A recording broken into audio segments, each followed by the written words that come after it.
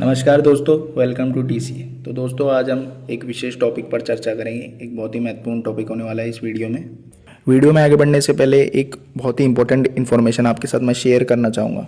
हमारी DCA app पर रोज़ रात को 9 बजे संपूर्ण रीजनिंग बैच 5.0 चल रहा है। इसमें रीजनिंग के सारे टॉपिक कवर है। राहुल मिश्रा सर हमारे पढ़ा रहे हैं और बहुत ही आपको अफोर्डेबल प्राइजेस मिल रहे हैं। बैच में इनरोल होने के लिए डीसीए ऐप डाउनलोड कीजिए।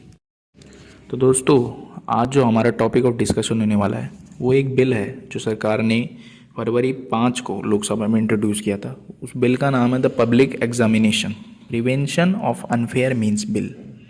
इसका मतलब क्या है? इन्होंने एग्जामिनेशन में जो चीटिंग होती है इसके खिलाफ एक कर्ब करने के लिए इसको तो ये बिल इंट्रोड्यूस करा है। इसमें क्या क्या है इसके बारे में जानते हैं। अनफेयर मीन्स का क्या होएगा? इसका मतलब अनफेयरनेस, जैसे इसमें ट्रांसपेरेंसी लानी है, फेयरनेस लानी है। एग्जाम के प्रोसेस में जो चीटिंग चलती है, पेपर लीक होते रहते हैं, आउट हो जाते हैं पेपर, कैसे न कैसे एग्ज़ाम सेंटर में चीटिंग करवा देते हैं कई सेंटर वाले। तो उसको कर्ब करने के लिए क्या पनिशमेंट है, क्या ऑफेंसेस है जिसकी पनिशमेंट होगी, तो उसके लिए है ये बिल। सेंट्रल गवर्नमेंट द्वारा इंट्रोड्यूस करा गया था फरवरी 5 को लोकसभा में। तो उसके बारे में जानते हैं और ये पास भी हो गया बिल वहाँ से, लोकसभा से। तो दोस्तों, पहले हम जानते हैं क्या है अनफेयर मीन्स जो बिल में लिस्टेड है। बिल में सेक्शन 3 ऑफ बिल है, उसमें 15 एक्शन है जिनको अनफेयर मीन्स बोला गया है। यानी कि जो चीटिंग होती है, धांधली होती है, जो पेपर लीक होते हैं, तो इसमें सेक्शन 3 ऑफ बिल, इसमें 15 जो एक्शन है वो क्या क्या है। एक तो देखो, फर्स्ट है जो लीकेज ऑफ क्वेश्चन पेपर्स और आंसर की लीक करना, इन दोनों का। इसमें दूसरा है, इसमें किसी भी प्रकार पेपर लीक होना, आंसर की लीक, इसमें किसी प्रकार से भी आपकी सहायता होना, सहयोग होना। तीसरा है एक्सेसिंग और taking possession of question paper, किसी प्रकार से एक्सेस कर लेना, पजेस कर लेना पेपर, जो क्वेश्चन पेपर है या फिर वो ओएमआर शीट है वगैरह वगैरह।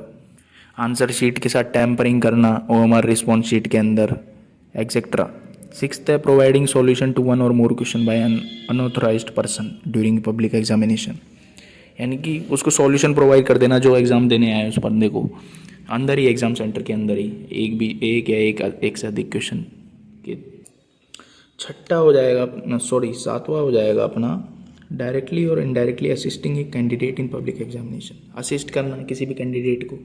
तो इस प्रकार के ये 15 ऑफेंसेस है जो कि मेनली इनका एक ही मोटो है, चीटिंग रोकने का। जो ऑफेंसेस है ये उसके लिस्टेड है चीटिंग के लिए, एग्ज़ाम में चीटिंग होते हैं, आंसर शीट की टेम्परिंग होती है, एक्सेट्रा। इनके बारे में 15 ऑफेंसेस जो लिस्टेड करेंगे सेक्शन 3 ऑफ दिस बिल। तो ये कौन कौन से एग्ज़ाम में एप्लीकेबल है? तो इसमें ये ऑल सेंट्रल एग्ज़ाम इस पर एप्लीकेबल है। कौन कौन से सेंट्रल एग्ज़ाम है? इसमें 5 अथॉरिटी है, उनको एग्जामिनेशन अथॉरिटी उनको मेंशन कर रखा है। वो 5 कौन कौन सी? यूपीएससी है, एसएससी है, RRB, railway recruitment boards, institution of banking personal selection IBPS, जो कि बैंकिंग के एग्ज़ाम लेती है, नेशनल टेस्टिंग एजेंसी जो जेई मेंस, एडवांस्ड, नीट, इन सब के एग्ज़ाम लेती है। तो ये सब इन अथॉरिटीज़, एग्जामिनेशन अथॉरिटीज़ इनमें इंक्लूडेड है। इनके अलावा जो एग्जामिनेशन अथॉरिटी है, इनके अलावा ये बिल सारी मिनिस्ट्रीज़ को एक्सटेंड करता है।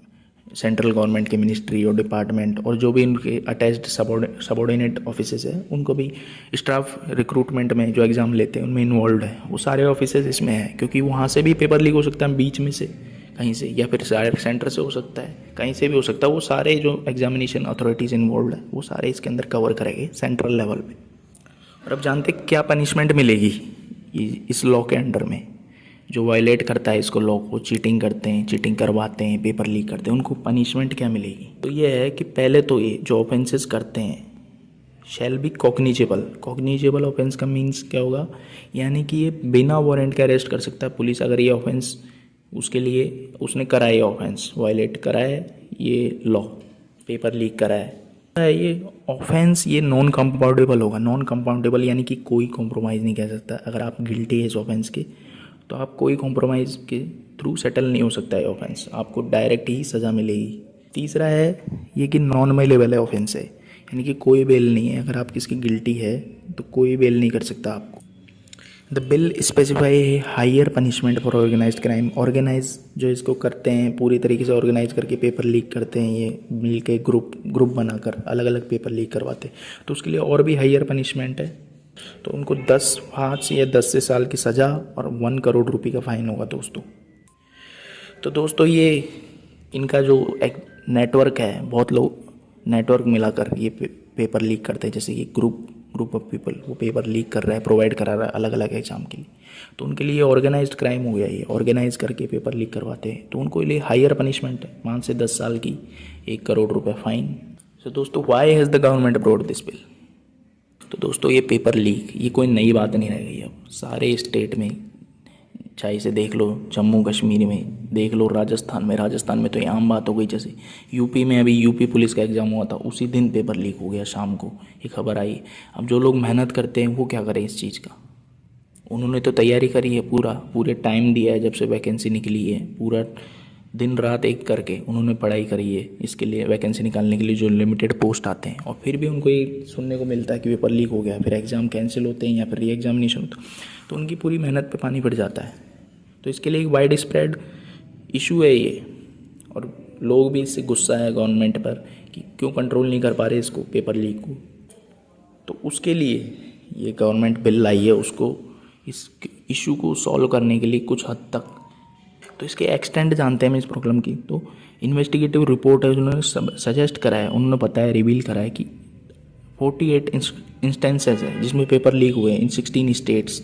48 इंस्टेंसेस जिसमें 1.51 करोड़ एप्लीकेंट ने भाग लिया और 1.2 लाख जॉब पोस्ट के लिए, और इसमें 48 बार पेपर लीक हुआ है। तो आप जान सकते हैं कि क्या एक्सटेंट है ये, किस लेवल पे धांधली चली जा रही है ये पेपर लीक की। तो ये बिल एड्रेस करता है इन्हीं प्रॉब्लम को, माल प्रैक्टिसेस को पब्लिक एग्जामिनेशन में जो हो रही है, जिससे फिर डिले होते हैं, कैंसिल होते हैं एग्ज़ाम और वापस होते हैं, और ये फिर उनकी लाइफ को इम्पैक्ट करता है। जो लोग तैयारी कर रहे हैं उनको वापस देना पड़ेगा, किसी की ओवर एज हो जाएगी जब तक वो किसी का लास्ट अटैम्प्ट रहेगा, तो उनके लिए क्या है। तो इसी चीज़ को एड्रेस करने के लिए ये बिल गवर्नमेंट ने पेश करा है। ऑब्जेक्टिव इसी बिल के ये हैं कि ट्रांसपेरेंसी इनहेंस करना है, फेयरनेस रहे पेपर में, जो तैयारी करके दे रहे हैं ऑनेस्टली, उसमें एग्ज़ाम का कंपटीशन फेयर रहे, क्रेडिबिलिटी मेंटेन रहे पब्लिक एग्जामिनेशन सिस्टम में, और जो सिंसियर एफर्ट है उसको ड्यूली रिवॉर्ड मिल रहा है। सिंसियर एफर्ट यूथ के जो तैयारी करते हैं उनको ड्यूली रिवॉर्ड मिल रहा है उस चीज़ का।